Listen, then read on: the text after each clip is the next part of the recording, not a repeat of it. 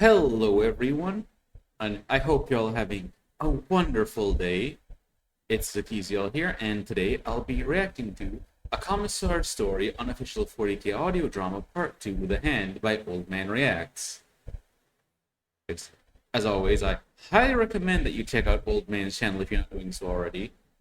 It's been fun listening to the audio dramas so far, and I am both curious to see how this continues in part 2, and also kind of dreading it because the Imperial Guard kind of have a reputation for dying in droves. I have a sinking feeling that everyone's going to die, and die horribly. But without further ado, let us begin.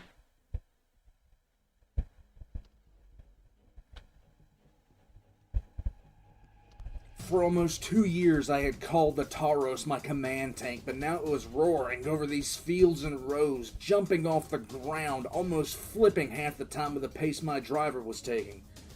I could see the church spire in Ceres. It was already visible in the distance over the stalks of grain that we just scythed down underneath the brow of the dune runner.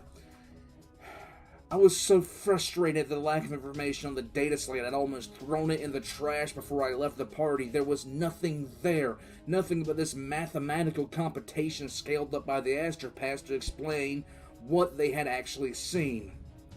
I kept thinking about how old the Taurus was and how loud the engine was screaming, thinking at any second the machine spirit of the ancient vehicle would give completely out, and I'd find myself sprinting the rest of the way to regimental headquarters. Well, that thing certainly has an enduring machine spirit, given how long it's been in service.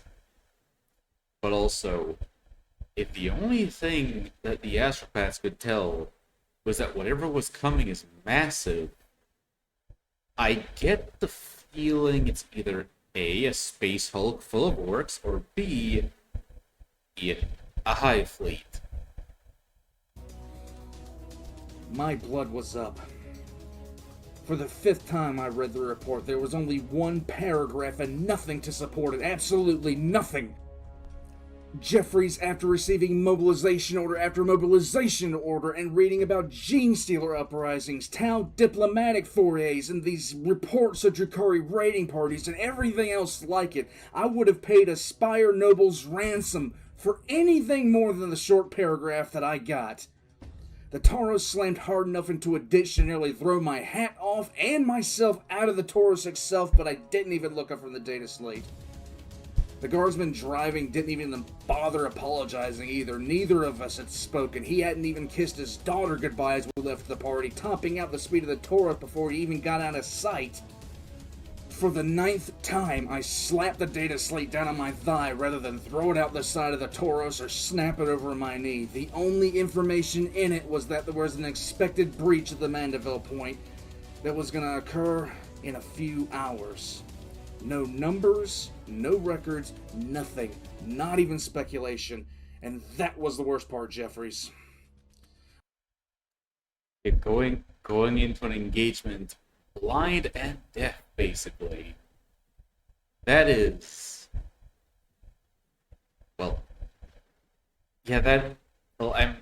I'm sure, or most people can imagine just how horrendous is to have to go into a combat situation, or even a war, basically having no idea what's going to happen. When the best information you have to go on is nothing, your mind will literally fly everywhere. The Tauros jumped and then started peeling out onto the main road, and my mind went through all the possibilities, but each one was just stranger than the last. When you have nothing for information, the best that you can do is start thinking about literally everything. And aside from me being able to completely dismiss the Tyranids because the warning came from outside the system, the Tyranids were all I could pull off the table. Shadow and the Warp and everything else like that. At least I wasn't going to deal with those things again, and good thing too. I heard the sirens as my drivers took us into town, and I expected to see mass panic. But instead, the streets were almost deserted. I had spent years making comments about how this entire planet had less people in it than the half block I grew up in, and even though I was serious about it, right now, for me, Saris looked like the definition of a ghost town. What did they know that I didn't know? 6 years of living on this planet, and I thought I knew them. I thought I understood them. Jeffries, it's amazing how dark your mind can go in minutes and how much you can forget. But right now, the best I thought of the population was that they were either huddled in their houses praying to the Emperor, and at worst, they were preparing to surrender themselves to whatever was coming and roll the dice. The tires locked up and squealed, and we just pulled into the converted warehouse that was my regimental headquarters, and I threw myself out of the chair of the Toros. The driver looked my way, but he said nothing. And when his eyes met mine, I expected to see... What did I expect to see there, Jeffries? It wasn't what I got. And it stopped me in my tracks with the guardsmen looking at me, even as the sirens blared from these pole-mounted vox casts that were spread throughout the town. We didn't even have a proper alarm for letting us know that stuff was coming in from outside the system. It was the weather alarms. That's what was blaring off the vox, but he just glared at me, and I glared right back at him, and his eyes said everything. And he was ready that whoever was coming was going to pay. And it was the first time since I read those words I felt strangely more secure. I snapped off the Aquila salute, and sitting in the Tauros, he copied the gesture. Well, he did drill them over and over again, to the point where they may very well have reached Cadian levels of proficiency. I made this show of crossing my arms behind my back, trying to affect the most confidence I could in my posture, everything. And I just started stalking towards the headquarters like I was irritated for having to be there in the first place. When I was walking in there, I remembered some of the lessons from the Schola. Never let emotion come through except in the heat of battle. Be a statue, be stoic, be this wall of certainty and strength no matter the odds. No matter how dire or just outright catastrophic the situation is, Jeffries, you have to be that rock your regiment can rally behind. You have to be the ideal. Even as I repeated those words in my head like a mantra, the only thing I wanted to do as I rounded the corner and saw the group that was assembled was begin violently grabbing people and shaking information out of them. So I walked into what barely passed for a war room, which was barely considered a conference room, with a holodisplay mounted on a table. I saw the back of Commander Vroll of the PDF and the regimental commander Thaddeus. Thaddeus is the one I was threatening to shoot all those times.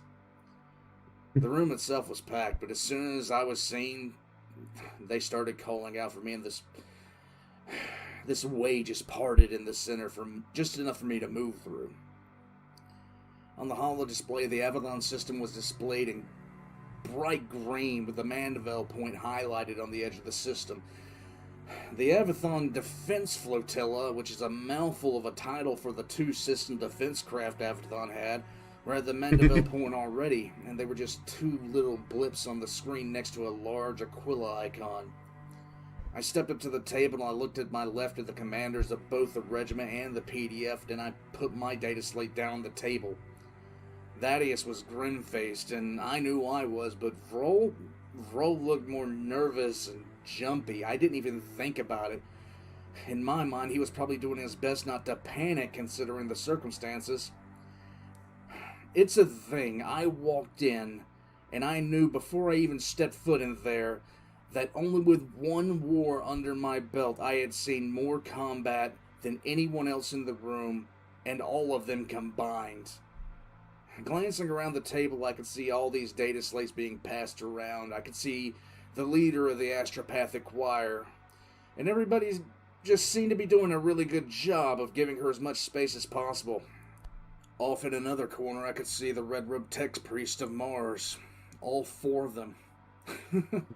Jeffries, there is very little on Avathon 4 that requires a tech priest. I adjusted to this planet. I could only imagine how the Mechanicus had even attempted to deal with this assignment. I hope they had plenty of toasters to keep them busy. They, then, since relatively small population and agri world. Thaddeus tapped my shoulder. He passed me a data slate. Other slates were offered, and I just started grabbing them and devouring the contents as fast as I could manage. Everything was so tense, Jeffries. It was thick. I could feel the weight pressing on my chest. I can feel it even now thinking about it. No one really even spoke. No one was leading a meeting. The only things that were said were the essentials. No one knew what was coming or why. No one knew what was going to translate or how the astropaths had even determined what was happening. If they have a better way of explaining it, their leader was being awfully quiet about it. I don't really mind psychers all that much, Jeffries. I never have had an issue with them. But I can definitely understand why some do. So I grabbed another data slate and I started Well, as long as they're sanctioned, that they're not becoming walking potential gateways into the war, or if they say gotten a good amount of training to control their gifts. Not saying I would know anything about that. flicking the reports, speculation about orcs, about Eldar, about the Jakari, and another species called the Zefru. There were one or two reports citing possible chaos incursion, but I had almost dismissed that entirely as well. Another one I dismissed entirely were the reports on the Tau. No one had even brought up the Tyranids. All around the table and the room for that matter, eyes kept turning toward the icon that marked the Mandeville point. I heard a Vox speaker crackle from a raft overhead, and this woman kept on giving reports. It was one of the defense ships. The conversation went around and around the table, and I just began to tune it out. It was pointless. It was absolutely pointless to guess whatever was going to translate into the system until it actually translated. I looked back down to my own data slate, and I began to just flick my finger against the screen, just looking through report after report, trying to figure out anything. I had been silent since I stepped in the door, and now I was rereading reports that had been coming in for years, trying to just get anything. And then I flicked my finger across the screen to the mobilization report that came in right before the one that told me that we were the target. Ikthar 4. I began scanning through the mobilization reports, noticing something, but I couldn't just put my finger on it. I couldn't understand what I was seeing, but Jeffries, when that coin dropped, I felt it. Without even asking for permission, I just interrupted everyone's conversation and took control of the system map with my terminal, right there on the holo display. Conversation just stopped. I just began working the terminal, just zooming out, then out again until I could see Ikthar 4. And no one really said anything. They just waited for me to speak, but I wasn't talking. My eyes went back to my data slate. My fingers went to the terminal, inputting each system one at a time. Civil war, gene stealer incursion, possible chaos cultist, civil unrest, a small orc warband, more gene stealers. I input just the planetary ID, 6 years of collective mobilization reports, all of which Avathon 4 had not been called up for. My fingers moved. There was something here, and like a blind man using his fingers to see, I used the terminal, Delta Tau, Graulia, the entire of the Vistion system, Radnar. The list went on and on and on. And then everybody else started to get it too. I heard these intakes of breath and curses as just realization began to kick in, and I just started to feel this dense core of just ice water in the pit of my stomach. And when I pressed that final keystroke, I looked up. I had zoomed all the way out to show the outer edge of the Sagittarius arm without even really just noticing it at all. And lancing right through the stars that comprised it, I had put out this brilliant field of green. highlighted systems from 6 years of reports, all of which pointed like a spear through the heart of the Sagittarius arms right to the Icar system. Everyone just stared at the holodisplay, no one even spoke. And then I looked to my left and Thaddeus was reaching down and he pressed a few buttons on his own terminal. I looked past him and Vroll was sweating. The PDF commander looked like he was about to pass out, Jeffries. And I didn't blame him. Thaddeus was displaying the dates of last recorded communications. And this dark cloud just seemed to fall over everyone. For almost what seemed like this eternity, we just stared in silence at the holodisplay. No one had mentioned the Tyranids. No one had even considered them, Jeffries, because it was 989 and 41. Eventually, we'd have a name for the reason behind almost every mobilization report we received, and not just the past 6, but the past 12 years. Kraken. High Fleet Kraken. The entire room seemed to erupt in this noise and this just commotion, but I stayed staring at that screen. We were close, relatively speaking, but we weren't close enough. The Avathon system sat snug to the galactic south of Bremlock. We were weeks, if not months, away from warp travel, from even the most furthest edge of the line of advance. We weren't close enough for that threat. But we were close enough to another. When I realized half the room was looking... So, it's not the Tyranids coming after them, even though Gene Stealer cult activity was mentioned twice earlier, but something else. I wonder what would have been left in the wake of a Tyranid invasion that isn't Tyranids. Looking my way and everybody was getting silent again, I knew I had said my thoughts out loud, so I just repeated myself and slowly. It's the Tau. And just like that, it was almost like I summoned them. The Vox operator from the system edge called out and threw a switch. And as I stared at the holodisplay, I heard distorted screaming, klaxons, and these sounds of battle that was over before it had even gotten started, and then nothing but static hiss. Jeffries, no one needed to be told that the flotilla was dead already. I remember just how silent it got. And then the holodisplay began to make this whirring noise as it just recentered itself on the Avathon system display. The readout from the last Auspex sweep had been sent, and these icons began to just pop into the screen, and it took every bit of my resolve not to spit on the table. My teeth started grinding as I just heard these intakes of breath, these gasps and these curses and just whispers all around the room. What was coming, Jeffries? It was overkill. Town naval symbols began to flick on the screen, and everybody just started shouting and talking over each other.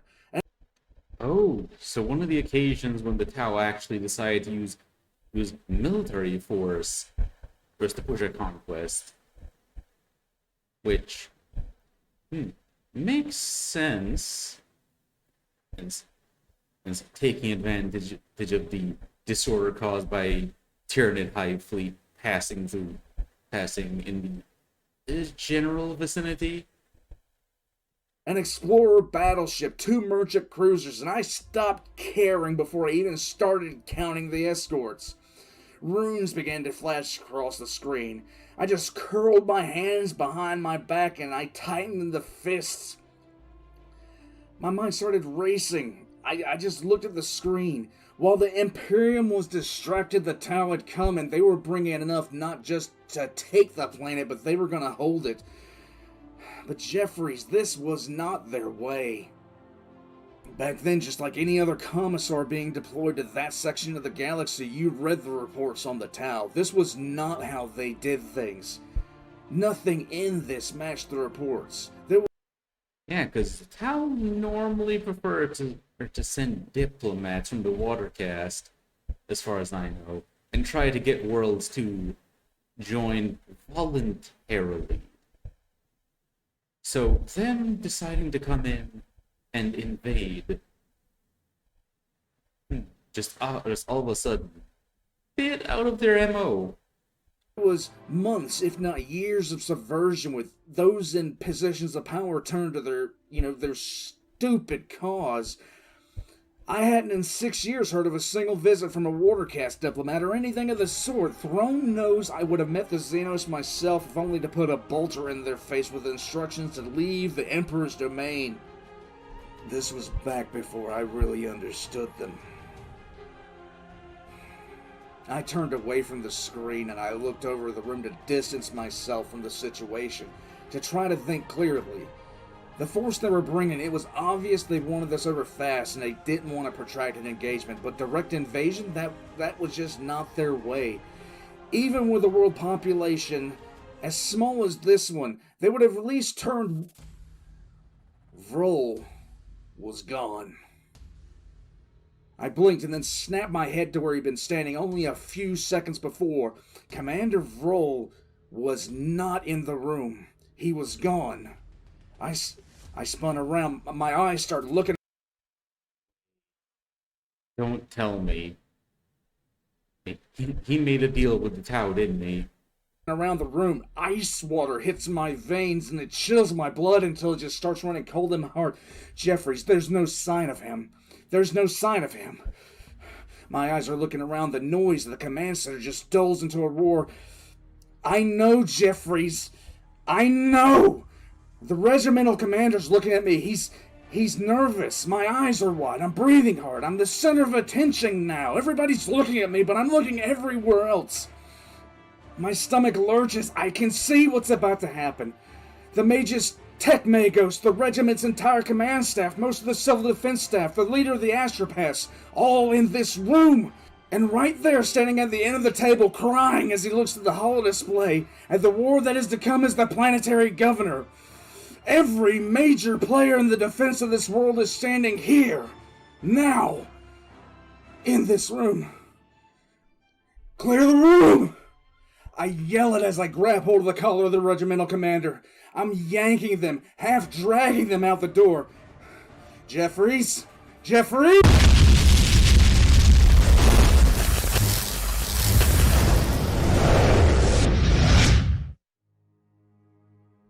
I feel heat. And when? Am I alive? Am I? Oh, so that's what he was up to. Alive? Pain. Nothing but pain. I have to get up. Move, damn it, move. I can't hear. I can't hear. I grab hold of Thaddeus's coat. I gotta get him out. But my feet won't stay. I can't get up. The pain! I see figures coming through the smoke. Voices. Traitors coming to make sure the job is done. Damn it, Commissar, move your ass!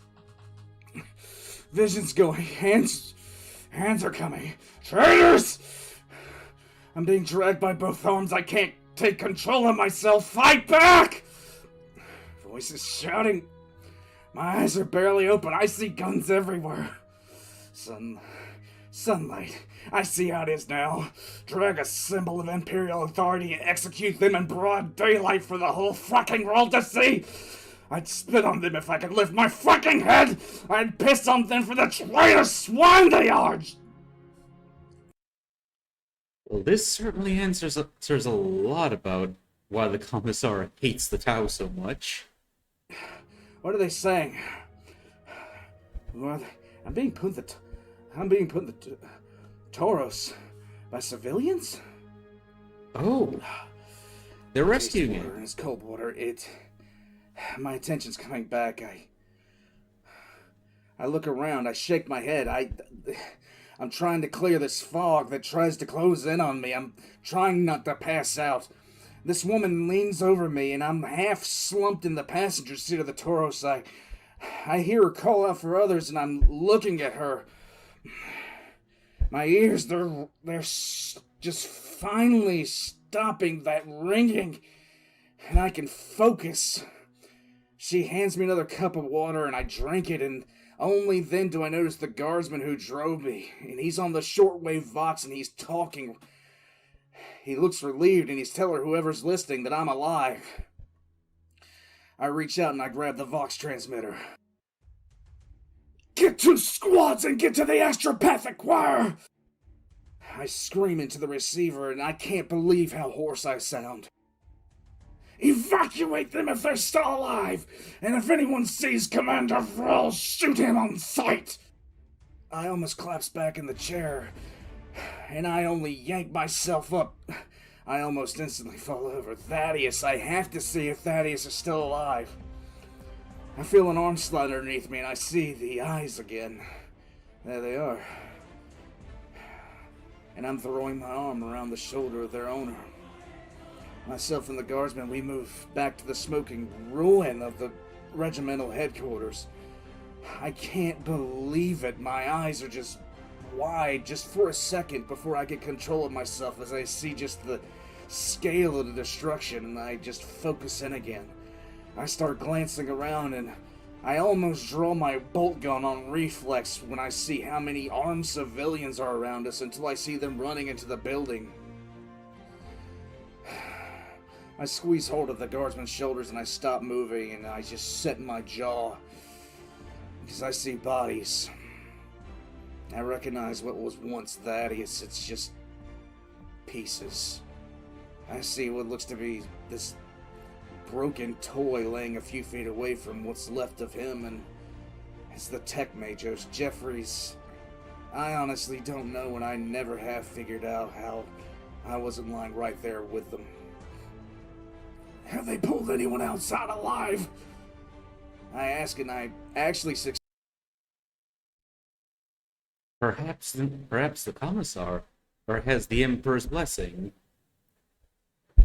In making the question as natural as possible. The guardsman points, and I see an acolyte of the machine god staring out into the street below at this growing crowd of armed civilians. Thrown at the amount of them, and all of them with weapons either slung over shoulder or bared, but surprisingly, and thank the throne, none of them were pointed at me. Typically, Jeffries, you're warned at least 50 times at the school to watch out for any signs of treachery inside your regiment.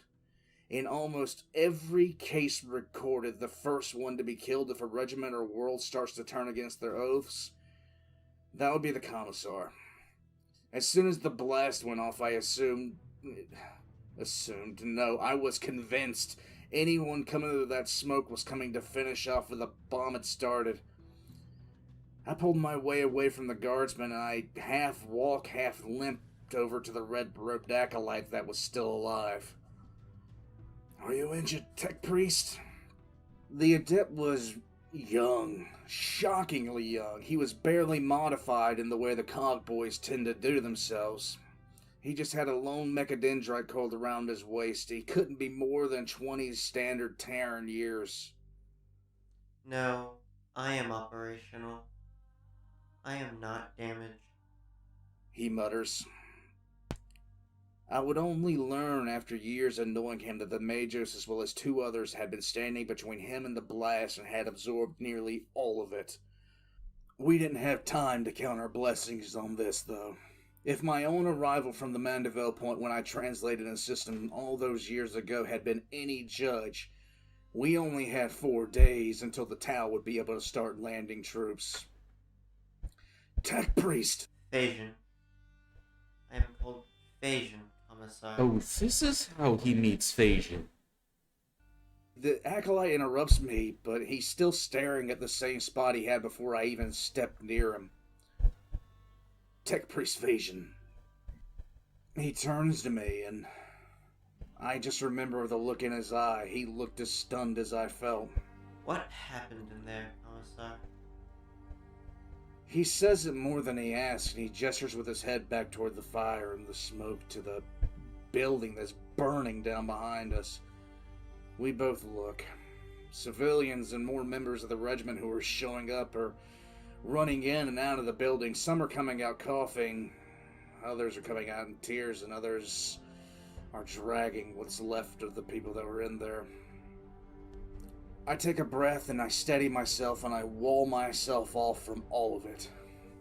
Apparently, Commander Vroll of the PDF has turned traitor, and judging by the fact we aren't knee-deep in PDF troopers gunning everyone down, his list of allies is short. Thank him on Terra for that. I tell that to the young acolyte and I pause before I continue. Well, at least that's one more thing that's going right. I suppose it was the commander of the PDF was hoping that by decapitating the entire leadership in one fell swoop, that perhaps he could have convinced the populace to just roll over and accept the Tau. Or perhaps that his few loyalists could assume control and maybe try and make themselves look good for unifying everyone during the crisis. Maybe try to convince everyone that going with the Tau was the best option. Make it seem like it's not a rebellion. He intended to decapitate the planet. I didn't bother telling the tech priest that the treacherous bastard had been successful. Why state the obvious? Oh. That was the only reply I got from the tech priest. We stood in silence for a few minutes, actually. We have 4 days, Phasian. I didn't know what else to tell him. What is needed? Phasian asked. His voice was flat, and I noticed his gaze just had come to rest on the tech magos. I looked down at my own self, and I'm seeing it for the first time. I see all the burn marks and ash on my greatcoat, on my sash, and I start trying to brush it off, but it won't come off. I look up and I see the looks on the civilians' faces. I expected fear, Jeffries. I expected anxiety. Maybe I even expected people to be glancing my way, getting these funny little ideas in their head. Did they know what we were going to be facing? When the town demanded surrender, how many of them would throw down their weapons? But I couldn't believe it when I looked at their faces. All I saw was just pure anger, Jeffries. That's the only thing that I can say. Pure, white-hot anger. Even the people that were sobbing almost hysterically. The look on their face. I didn't think it was possible. What is needed? I repeated the words the tech priest had said to me. You know, I just like how at first it would have seemed like the people of the planet, well, to him, seemed quite soft at first, but it seems like them being so close-knit is actually coming in quite handy. More so than most people would think. How willing they are to defend each other, which honestly makes sense, because considering how close-knit the relatively small planetary population is. A place to coordinate outside the city would be a really good start. I suddenly hear a lot of shouting from my left, and I turn my head, and I look down one of the side streets. There's a man being dragged by the feet out of the side of a civilian transport truck, quite literally kicking and screaming by 2 of my troopers, and he was being followed by a growing mass of pissed-off-looking civilians. All I could do was sneer. Oh, did they actually catch him? You'll have it.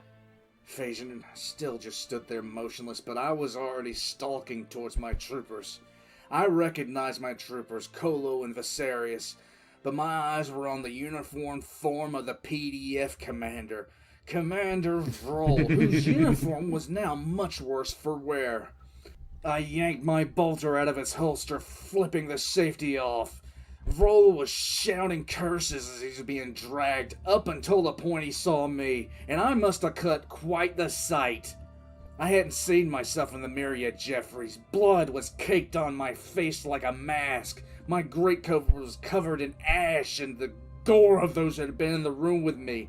Colo and Viserys stopped a few feet away and they just dropped him like a sack of potatoes on the ground. Astropathic Choir was secured. Some of the boys were already there trying to get some word. Colo finished his report and looked at Vroll. Jarek had the Vox on. Right when you said to secure the choir, look who shows up in a speeder! Viserys then just motioned to the truck they had pulled the PDF commander from. And we got the lasgun and a few frag grenades he got out of the speeder back there. I believe my order was to shoot him! I glared down at Vroll. Vroll was breathing hard, holding up his hand as if he could ward me off. Let me explain. Oh.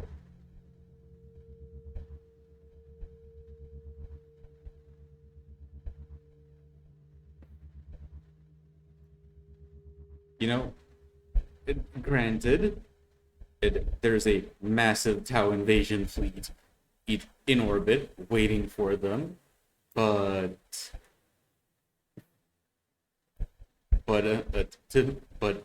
things actually are turning out surprisingly well for them. Although I have a feeling that they might possibly regret at not letting him finish speaking. He definitely deserves the bolt round in the head. But an interrogation might have been helpful. Although they only have 4 days before the invasion, so they probably need all the time they can get. But still, this is very fun to watch. I'm definitely looking forward to seeing where this goes in part 3. I hope you guys enjoyed watching with me. And if you did, I'd appreciate if you like, comment, and subscribe. Yeah, once again, definitely check out Old Man's channel. But until next time, and ta-ta, and I hope you all have a wonderful day.